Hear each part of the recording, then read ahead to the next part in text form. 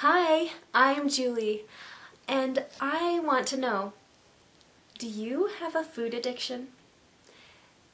Are you addicted to sugar or pop or chips and salsa? Me? Okay, so we all have addictions. We have addictions with food. Foods that make us feel good. I guess they make it so we don't feel the emotions. It takes the place of those emotions. I'm not sure exactly how that all works, but somehow our bodies think that that's what we need to fill those voids. And so the first step is recognizing it. Are you addicted to something? Think about it. Is there something in your life that you shouldn't be having so much of? Now, I don't think that they could be water, because usually you have to drink a lot of water for it to be bad for you. So that's the only thing I could say. Don't think about that one, because anything else could be a food addiction except for water. Okay, so is it pop? Is it sugar?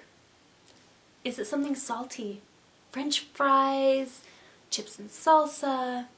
So what I would do is I would eat some sugar because my emotions were low, my kids were whiny, and then after I ate the sugar, I would want something salty. So then I would eat a bunch of chips and salsa to fulfill that, and then I wanted something sugary, and it was just this really, really, really bad combination. And then I would eat way too much, and then I would be sick, and then I would be good for a few days, and then it would happen all over again.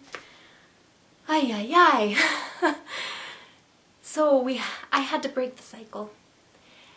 And short-term stuff wasn't working. I would resolve that I was going to be good, and then I would be good. And then something that would happen, and then I would be not good anymore, and then I'd have to resolve again, and it was a continual cycle. So I recognized it first. That was a good step, and that's the first step. But you need to take the next step. And the next step is for you to make a plan. And here's an idea for you.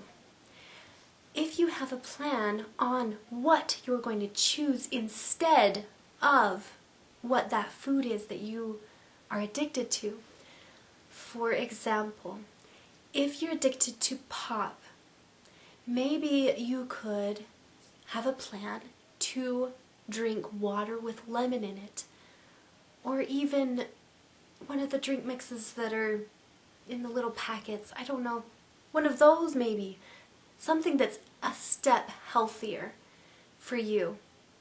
You don't have to jump straight just to always water all the time, but if you make those steps and slowly get yourself off of what you are addicted to, then you will make progress. So for sugar, I have an apple and peanut butter or something like that when I crave sugar, instead of sugar. And it's a natural sugar, and it's still sugar, so it still kind of feels like I'm having something sweet. And after you haven't eaten sugar for a while, oh, an apple is sweet. It's so yummy. Or strawberries, or any fruit, any fruit. Watermelon is so yummy. Some of them are pretty high in sugar, but it's natural, so it's okay. And then, after you make that plan, you follow through. But sometimes it's still hard. Sometimes you don't want that. You just want this to fulfill that need that you think you have. So here's my second suggestion. I suggest you get just a little notebook and have it be black or dark colored, and a little pen to go with it so that you always have something to write with, and keep it in your pocket or your purse, or keep it nearby you. And every time you feel the need to have this food, write it down. Write down what comes into your head, like, oh, you need this because you have had a hard day, or you need this because your kids are so whiny, you deserve it for dealing with these kids. Whatever comes to your mind, write it down. And then it will help your brain recognize that you don't need it, that it is just a temptation for you. And that your body and your spirit doesn't need it. They just think they do. So this will help you recognize and train your brain to recognize every time you have those cravings that it's not valid. Alright, so those are the steps I have for you today.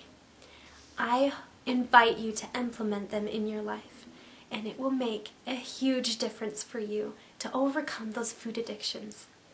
Alright, until next time, bye!